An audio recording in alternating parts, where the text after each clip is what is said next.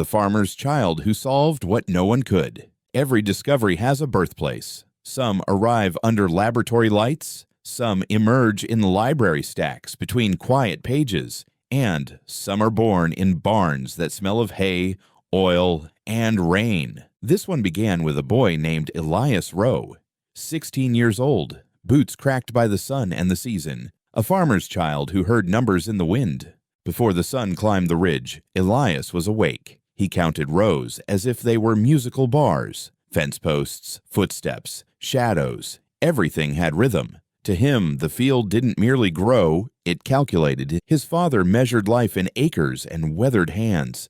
Elias measured it in patterns, the way a watchmaker hears time. When the wind changed, he noticed which side of the barn cooled first. When clouds drifted, he timed how long a leaf took to swivel toward light. He watched the creek swell after 3 hard rains and settle after 5 small ones, always at a delay, like a heartbeat that answers a moment after the question. His mother taught him numbers in dust on the kitchen table while the bread rose. "Math," she said, tracing a 7 with a flower finger, "is how the world whispers its secrets." Elias carried that whisper into every season. At night, by a kerosene lamp, he opened cast-off textbooks the school had thrown away, dog-eared, coffee-stained, underlined by hands he'd never meet. He didn't just solve the problems, he argued with them, penciling margins with, "What if growth has a delay? What if the soil thinks in rhythms?" And then the sky forgot the farm. Rain wandered elsewhere. Cracks opened in the fields like dry mouths. His father's patience thinned as he walked through the rows of corn. "Father, numbers don't feed soil, son." Elias said nothing. He set a tin cup beneath a leaky seam in the roof and timed the fall between drops. Fast, slow, fast, then steady. A pattern announces itself like a shy guest. One night, lightning cut through the sky. Flash, delay, thunder, silence that wasn't empty, just waiting. In that pause, Elias saw it. Cause, effect, response, always in delay. He chalked loops and waves on the barn wall, symbols marching across wood like constellations. Not a straight line, not a tidy circle, a sequence that linked rainfall, soil saturation, recovery, and growth. A rhythm the field had been humming all along. His first test failed. Plants in the trial strip drooped as if insulted. He kicked the bucket, chalk exploding like snow on dirt. 3 days later, rain arrived, the exact day his failed chart said it should have if the curve had worked. He stared at the sky. It wasn't a failure. He had measured too soon. The answer was delayed, not denied. With new conviction, Elias redrew everything. He irrigated after the soil asked, not before. He rotated by stress, not calendar. He allowed strips to rest longer. Shorter stalks, thicker roots, deeper water, memory. Neighbors came to the fence, arms crossed. Some smirked. Mr. Halpern scoffed at the market. "Maybe try teaching corn algebra, boy."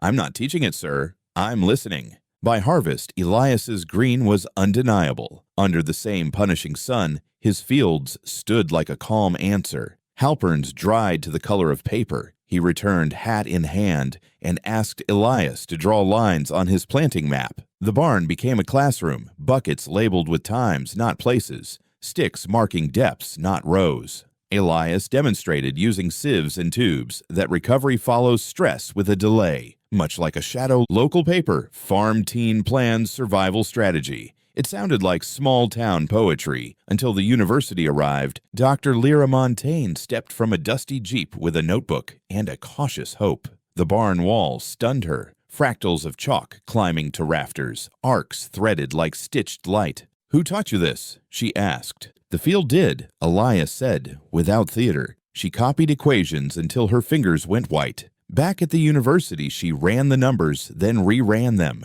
They held, they predicted, they described growth, recovery, and collapse across living systems, agriculture, ecology, and even economics. When she returned, she brought colleagues and cameras. The barn turned into a small cathedral to chalk and patience. The creation was designated as the E sequence, with E referencing Elias, despite his personal omission of the initial pilot programs rolled out across 3 regions, 1 arid, 1 temperate, and 1 flood-prone. Farmers shifted from fixed calendars to responsive rhythms, watering, resting, and rotating by recovery peaks rather than by dates. Yields rose. Water use fell. Prices steadied. During his first television interview, the reporter asked, "How does it feel to save so many?" Elias, "I didn't save anyone. The land just needed to be heard." The refusals drew heat. A corporation filed a claim, saying the research was already theirs in principle. Talk shows called him naive.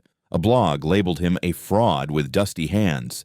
One night on the porch, Elias stared at the dark field. "Maybe I should have sold it," he said quietly. His father pressed a jar of soil into his palm. "This is our wealth," he said. "If your math helps a stranger grow theirs, we're already rich."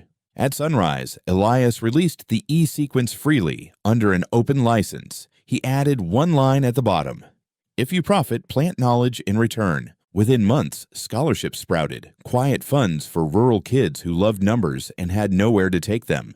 They called them E-grants. A hydrologist in Kenya used the sequence to estimate the timing of drought recovery. In Brazil, a biologist mapped forest regrowth after fires and cut missteps in half. City planners in Poland eased traffic surges by treating rush hour like a dehydrated field. A Singapore economist analyzed market recovery after panics and identified better re-entry points. A medical team modeled patient recovery after chemo, using lagged feedback windows to reduce relapse. Different worlds. Same rhythm, stress, delay, recovery. The Nobel Committee called. Elias declined. He was planting winter wheat. He sent a note. If an award feeds pride, let it starve. If an idea feeds people, let it live.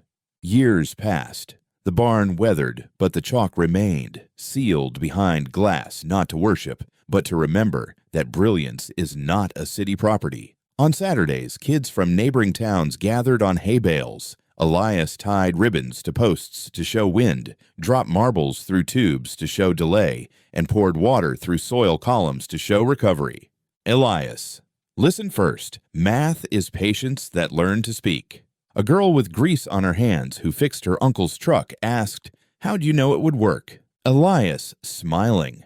"I didn't. I just knew the earth was trying to talk back." He taught them to count the seconds between raindrop and ground, between cause and consequence, the space where wisdom lives today. The E-sequence hums inside satellites, weather grids, greenhouses, hospitals, trading floors. Most people who depend on it don't know his name. He prefers it that way. At dawn, he still walks the old rows. Sometimes he stops, lifts a handful of soil, closes his eyes, and listens. He whispers the same line he whispered as a boy. What if patience itself is a kind of intelligence?